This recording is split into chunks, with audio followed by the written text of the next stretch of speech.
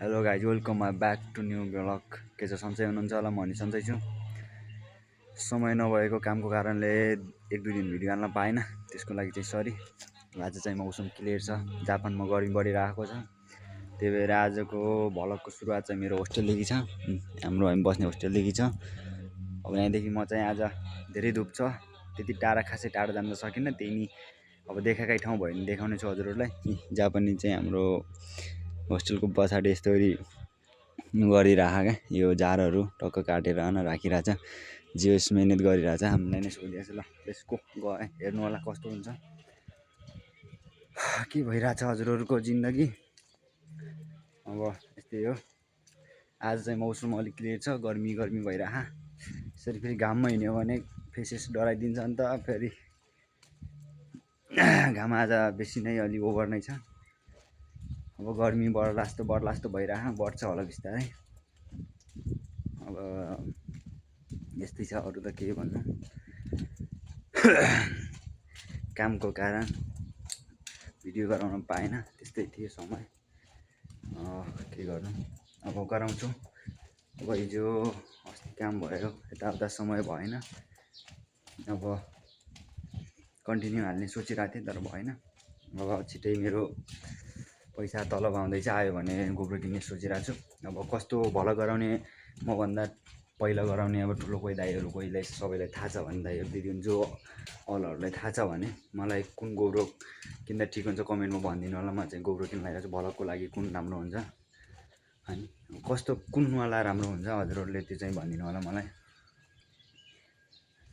अब हुन्छ नि त, हजुरहरू गराएको मान्छेहरूलाई थाहा होला, केही थाहा छ भने यो गोब्रो किन्नु भनेर यसो कमेन्टमा भनिदिनु होला। हजुरलाई यति सपोर्ट गरिदिनु होला। अरू केही नगरे नि कमेन्ट गरिदिनु होला, बरु लाइक नगरे नि म त्यही किन्छु। कस्तो हुन्छ मलाई त्यस्तो आउन नि त, पहिला गराएन। अब कुन अलि राम्रो हुन्छ भिडियो गराउनको लागि। अब फोनले भएन, फोन समात्दा हात नै समात्न सकिन्न कि हातले। अब त्यही भएर गोब्रो चाहिँ किन्नु पर्ने सोचिरहेको छु। अब कतिसम्मको किन्दा के हुन्छ, अब कति आउँछ हेरौँ। अब काम पनि धेरै गरेको छैन, अब कति आउँछ त्यही अनुसार यसो कमेन्टमा भनिदिनु होला हजुरहरूले। म चाहिँ फेरि त्यहाँ आइसकेको छु, रोड क्रसिङ गरिरहेको छु। यही हो हाम्रो आज चाहिँ समुद्र। अब साथीहरू कोही छैन, साथीहरू भयो आएर बस्न हुन्थ्यो। सबैको गएको छ अहिले, मेरो चाहिँ बिहान गएको हो अनि दिनमा काम हो, यहाँ नाइट पनि काम छ। त्यही भएर आज चाहिँ छुट्टी भयो, अहिले त म आइरहेको छु। अनि त्यो ठ्याक्कै उल्टो छ क्या। अब उहाँहरूको काम भएको दिनमा मेरो फ्री हुन्छ, अब मेरो फ्री भएको दिनमा उहाँहरूको काम हुन्छ। आज चाहिँ पानी बढेर चाहिँ यहाँसम्म आइरह, हिजो आएको थिएन। यस्तो फोहोर ल्याइरह आजभोलि। माछा कसरी खेलिरहनु देख्न सक्नुहुन्छ। माछा फिसिङ पनि गरिराख्नुपर्छ, तर फिसिङ यहाँको फिसिङ गर्नको लागि महँगो पर्दो रहेछ। हामीले नि किन्ने सोचिरहेको थियौँ, तर लास्ट महँगो रहेछ क्या, 80-90 हजार। त्यो त हाम्रो 1 महिनाको तलब नि त्यहीँ जान्छ क्या त्यो फिसिङ किन्नलाई सोचिरहेको थियौँ। अब यसो मिलेर किन्ने भन्ने कुरा भइरह, सबैजना मिलेर एउटा फिसिङ किन्ने भन्ने सोचिरहेछ। अब गर्मीमा यसो माछा साछा मार्नु पऱ्यो नि त, माछा मारेर खानु पऱ्यो टक्क लगाएर, हुन्छ नि त। आज सबै मौसम क्लियर छ। एउटा आज यहाँ आएर चाहिँ अब यो जान्छ होला, देख्न सक्नुहुन्छ उता होला। म त्यहीँ जानेछु, जान्छ कि नै त्यहीँ गएर देखाउने छु हजुरहरूलाई, हेर्नु होला के हुन्छ। मैले नि देखेको छु, जान्छ कि जाँदैन।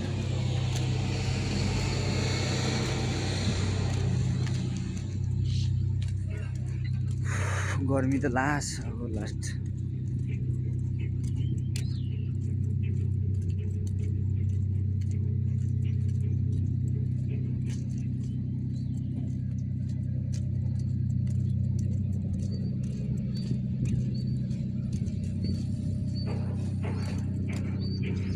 के गरेर ए अहिले जान्न, यो थाहा भइसक्यो। त्यही नि म त्यहाँ जान्छु, जान दिन्छ होला किन्न जानु। अब यसो पछि दसैँ तिहारमा चाहिँ घुम्न जानु आउँदैछ हामी, म नै आउँछु। अब कहाँ हुन्छ केटाहरू सबै मिलेर, योमा चाहिँ जानुपर्छ क्या, यहीमा बसेर। अब धेरै ठुलो त होइन, यहीमा बसेर टक्क जानुपर्छ। आज पानी चाहिँ धेरै बढ्यो, यसमा आएर यस्तो हुन्थेन नि त। तलतिर हुन्थ्यो सिधै माथितिर छ क्या यस्तो छ पहिला चाहिँ तलतिर हुन्थ्यो अनि यो चाहिँ अहिले माथितिर छ नि त यहाँको सिधै माथि यस्तो ठाडो भइरहेको त्यहाँ माथि गइ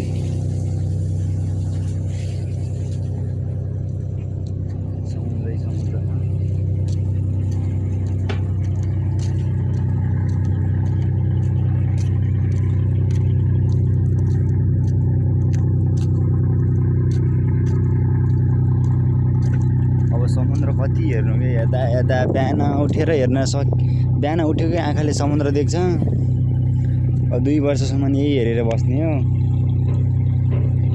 जे भयो नि जसरी भयो नि यहाँ झन्डा रहेछ हेरे अस्ति पानीमा राखेको थियो आज चाहिँ झन्डा त होइन खासै यो के को लागि हो अस्ति पानीमा छोडेको थियो आज चाहिँ यहाँ छोडेको गाडी कुदाउँदै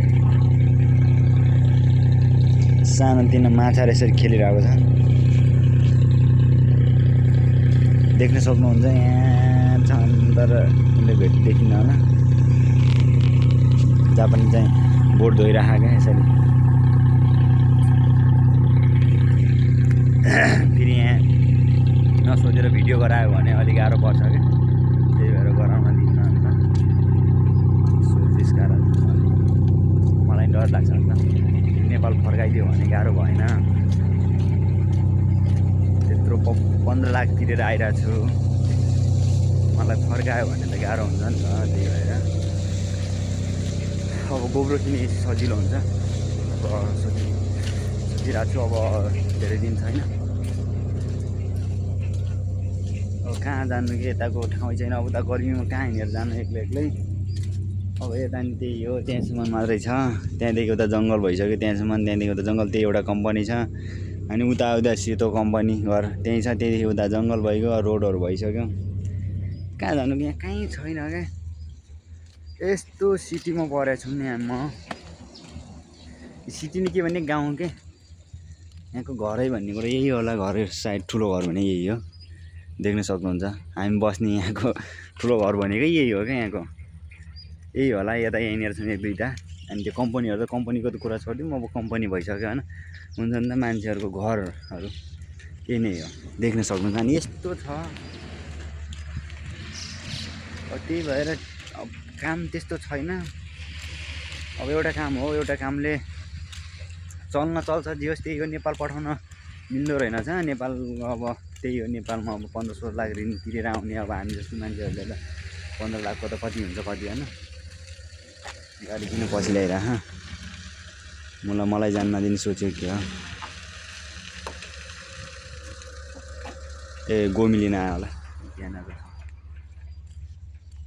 यहाँ क्यानर छ क्या लिन आयो होला सायद यहाँ चाहिँ यतादेखि गएँ अब यहाँ घर चाहिँ बोल्नु मिल्दैन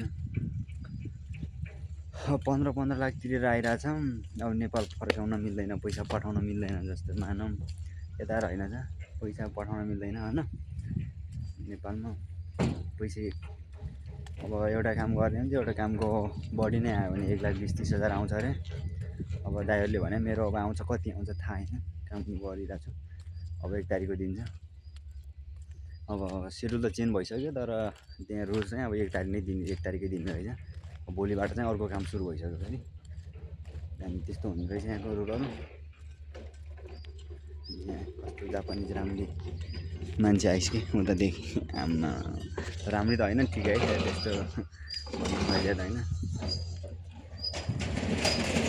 अब यस्तो यहाँदेखि अब हुन्छ नि अब एउटा काम गरेर त्यत्रो ऋण लगाएर आएको छ त एउटा कामले त अब हामीलाई पुग्दैन 2टा काम पाउँदैन 2 वर्षसम्म त्यही भएर अब त्यस्तो खर्च पनि छैन कमाइने छैन जे होस् घुम्ने ठाउँ पनि छैन ठिकै छ जे होस् अब त्यस्तो पनि छैन कि त्यस्तो नराम्रो हुन्छ त्यस्तो राम्रो पनि छैन तर त्यही हो अब यहाँ 2 वर्ष बस्ने जसम्म अब ट्रेन भन्ने के हो अब राम्रोसँग बसेछ र नआउला जस्तो हामीलाई त अब सिटीमा आउनेहरूलाई थाहा भइसक्यो ट्रेन गर्छ चाहिँ अब हामीलाई त के थाहा 2 वर्षमा देख्ने होइन नि त 2 वर्षमा देख्ने भनेको यही रोड यही ठाउँ हो यहीँको बारेमा थाहा हुने हो त्यस्तो केही थाहा हुन्न बाहिरको बारेमा त्यही भएर अब 2 वर्षसम्म त यही हो एउटा यहाँको ब्याङ्क भनेको यही हो यो ब्याङ्क यहीँ छ यही हो ब्याङ्क नजिकै एउटा रेस्टुरेन्ट भने यही हो यहाँ माथि छ अब हामी त गएनौँ अब पछि बिस्तारै समय भयो भने जान्छौँ अनि ब्याङ्क चाहिँ यही हो।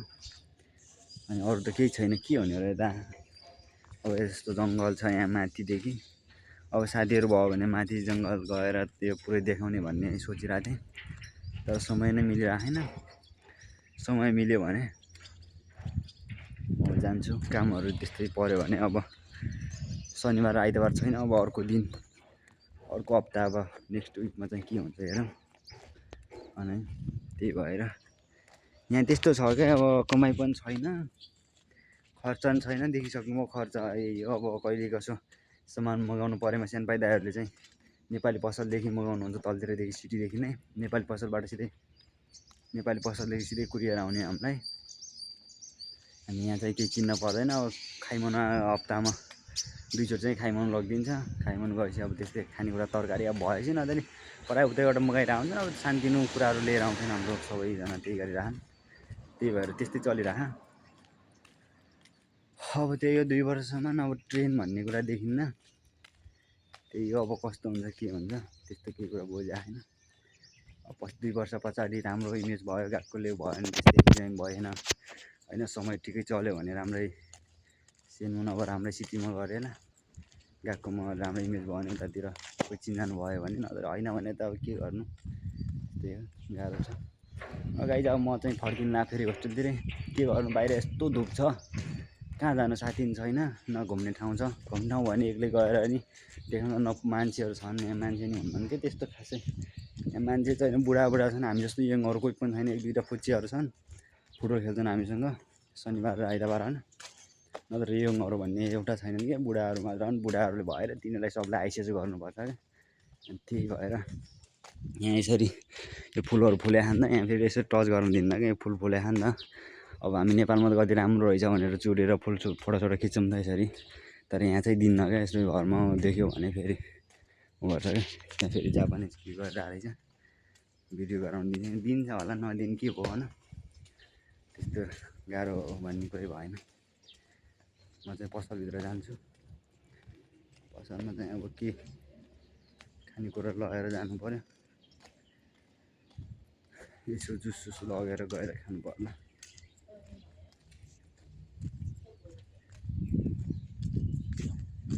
म गाडी गुडाउँदै धुलो उडाउँदै मेरो यस्तै छपा, मेरो दुश्मन छ धेरै, दुश्मन हेरेको हेरे। मलाई त देखाउँदैन त, त्यो सिसा फोहोर भएर हो कि मेरो फोन फोहोर भएर हो।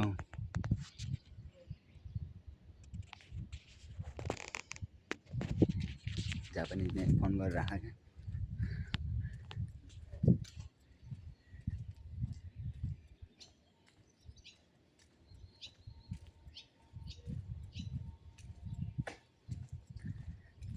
गाइज अहिलेलाई चाहिँ छुट्टी। अब म चाहिँ होस्टेल जान आइसक्यो। अब त्यही घरिघरि हजुरलाई के देखाउनु। अब यताको 2-3 पनि भइसक्यो। अब सुत्नुपर्छ, भोलि फेरि काम छ, एकछिन गएर पढ्नुपर्छ। समय त्यस्तै, समयको अलि लास्ट इम्पोर्टेन्ट छ। ल भोलि चाहिँ नेक्स्ट भिडियो राम्रै लिएर आउनेछु हजुरहरूलाई। भोलि चाहिँ योभन्दा फरक ठाउँ देखाउने छु, यही नै हो। भोलि चाहिँ माथि गएर देखाउने छु जसरी भयो नि। ल बाई, सी यू टुमारो।